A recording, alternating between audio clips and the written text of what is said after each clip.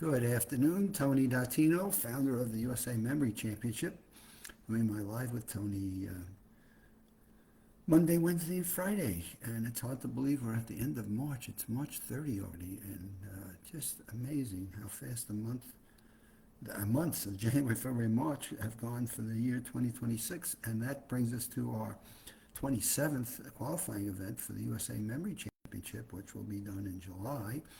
And then our finals will be here at Full Sail University in Winter Park, Florida, on August 29th. So our 27th event is rapidly approaching, and we're getting prepped for it. We're getting applications in. People are registering, and we're getting ourselves in full gear, ready to go for our 27th event, which is still hard to believe.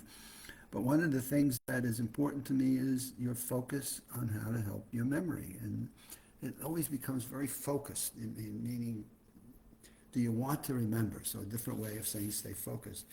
Is information you're being given or information you're trying to take in, is it important to you? And so the first thing you got to decide is this something I want to remember? And if it is, then you've got to put yourself into that right frame of thinking where you're either seeing or hearing or observing, reading something that is important to you. And what you have is your ability to focus can change within minutes, within an hour, within a day, based on a variety of factors. So first of all, if you've had a bad night's sleeping and you've been tossing and turning and worrying about something, being tired is not a good way to help you remember things. And it distracts your brain from saying, I'd rather be going to sleep than trying to remember this information for a test or an exam. It's one of the simple techniques that we work with students on, especially when they're trying to cram for an all-nighter, staying awake with whatever, and then trying to study for an exam and a test. And what we say is, well, first thing we're going to do is break it up into segments, and we're not going to do any segment more than an hour. And second of all, within segments, you're going to take a break.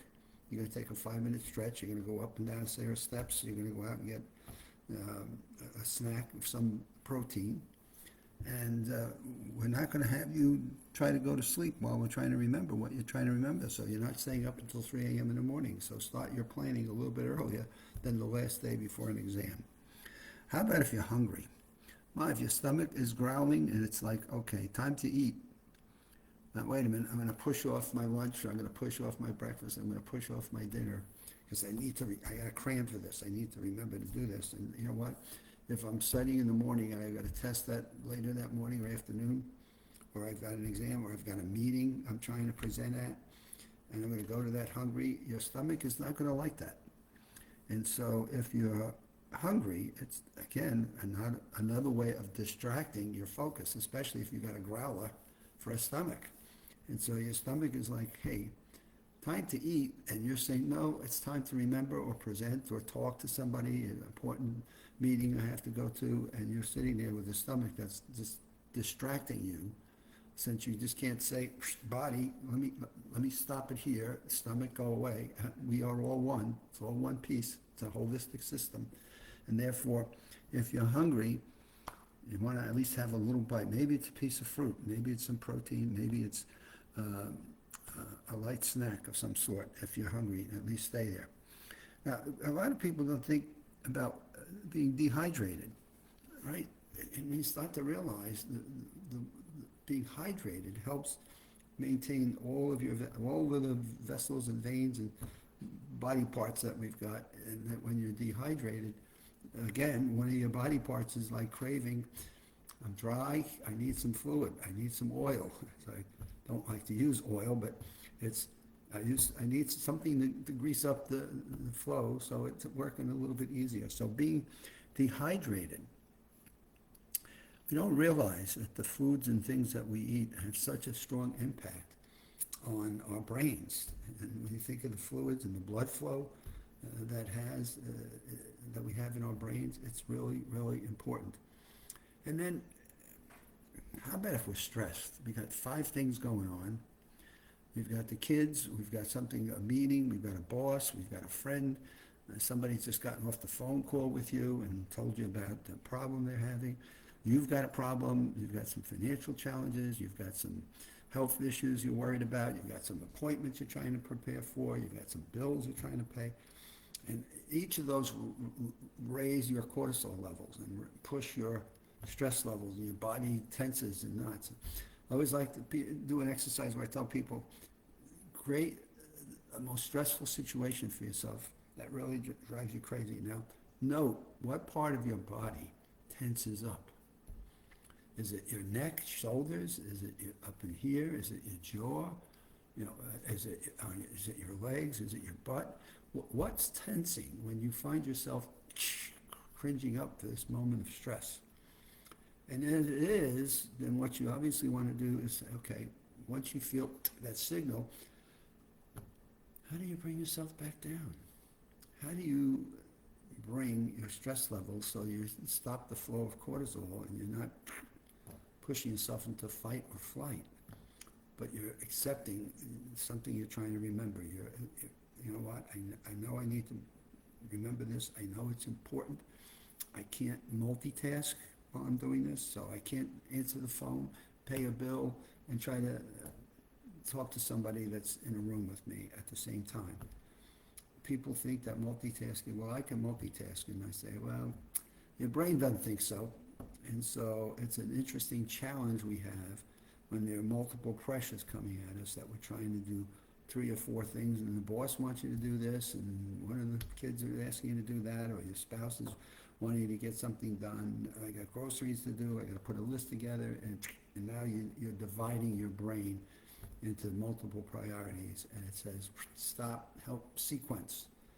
And one of the things I have found adds the stress of people is they start the sequence, but then they think they forgot something, and so now what is their brain doing? It's back to, gee, what do I think I'm forgetting? I know there's something out there, what am I forgetting? And then it raises your stress levels, and it impacts your ability to remember what is important to you. So as I said at the beginning, you always have to make that decision. What's important to you? What is most important to you that you really need to retain? You really need to store it in here, and you need to facilitate its ability to be recalled when you need it. And when you've got that information, now you've got to be a little bit more intentional of what am I going to do to stay in that moment. Think about what I'm trying to remember. Figure out what hooks, what links, connections are you trying to make to it. Am I going to make up a little story? I'm going to use the Roman room technique. Is there a skill that I need to develop and bring into it that helps put a hook on that, so that when you need to recall it in that moment, the hook just pulls it right out.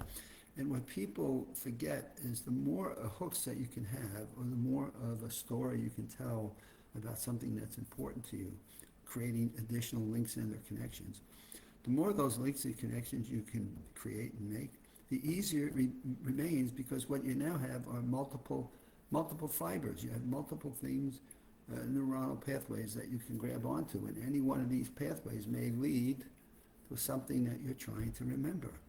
And so creating more, sometimes people think, well, gee, if I create multiple hooks, isn't that more information I'm going to have to remember?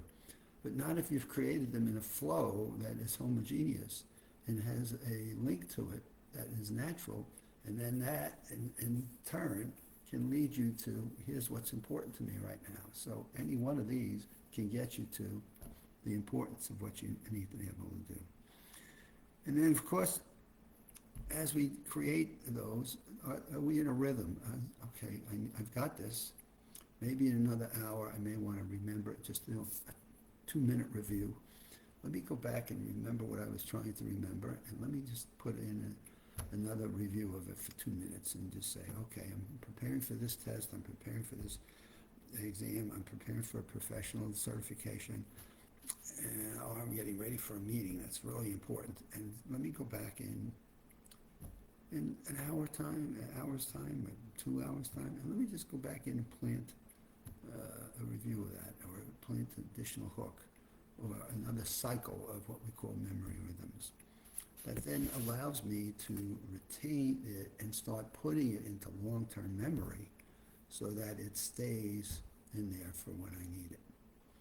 And those are just a few of the things that came out of this article from the men's health advisor that came out of Cleveland Clinic. And on my Wednesday broadcast, I want to pick up a few more of the tips and the hints on what do we need to be doing in order to help our memories be natural for us and spontaneous. We're off to a good week. NCAA's coming into their Final Four. UConn had another unbelievable ending when it looked like all was lost, and what do you know? Almost a half-court three-point shot, and we got a UConn victory. And if you're a Duke fan, my goodness, that has to stay in your memory, And if you were St. John's playing from Friday night and watching Duke lose to UConn, who they beat twice, you got to really have memories of a season that could have felt that, my goodness, we could have went a little further in this tournament if we only would have been able to beat Duke.